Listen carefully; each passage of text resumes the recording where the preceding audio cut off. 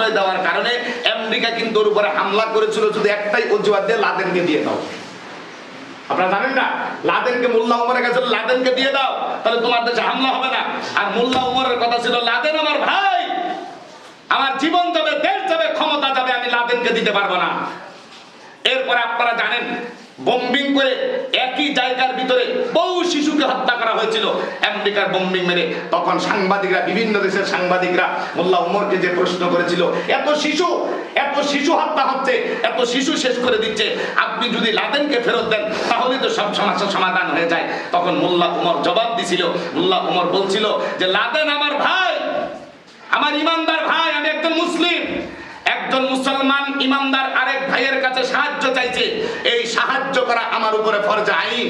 ওই আমেরিকার লাল কুত্তাদের ক্ষমতা আমার দখল করা আমার কোনো আইন নয়, আমার কোনো শরিয়া নয়। আমার দেশ চলে যাবে, আমার বংশধর সব চলে যাবে, আমার জীবন চলে যাবে, তবু আমি বিনা অপরাধে লাদেনকে ওই ইহুদিদের হাতে তুলে দেব। লাদেন যদি কোনো অপরাধ করে বিচার করবে মুসলিম কান্ট্রি, আমরা বিচার করব, আমেরিকার কোনো বিচার আমরা মেনে নিব না। দেখেন এই মোল্লা উমর তার ক্ষমতাচ্যুত হয়ে গেল, সবকিছু শেষ হয়ে গেল, কিন্তু লাদেনকে আমেরিকার খ্রিস্টানদের হাতে তুলে দেয় নাই। এটা ইমানের কথা বলি না। ইমান কাকে বলে? আজকে আফগানিস্তানের দিকে ফের এখন তাকিয়ে দেখেন আফগানিস্তানের অবস্থাটা কি।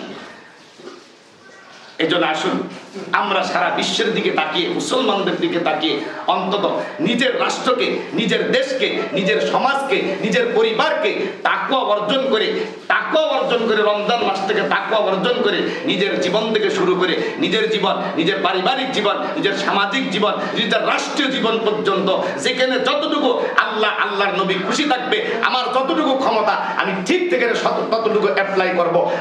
আল্লাহর নবী যেই কাজে খুশি নাই, যেই কাজটা তার পছন্দ না, আমার জীবন থাকতে আমি সেই কাজ করব না। যদি এই ওয়াদা, এই ইরাদা যদি রমজান মাস থেকে আমরা করতে পারি, বিদায়ের লগ্নে আল্লাহ রাব্বুল আলামিন আপনাকে আমাকে কবুল করুক। সবাই বলেন আমিন। আল্লাহর নবী যেই কাজে খুশি, মৃত্যু পর্যন্ত আমরা সেই কাজ করতে পারি। আল্লাহর নবী যেই কাজে খুশি নাই, মৃত্যু পর্যন্ত আমাদেরকে আল্লাহ রাব্বুল আলামিন সেই কাজ থেকে জুদা রাখুক, ফিরিয়ে রাখুক। আল্লাহ কবুল করুক, আমিন।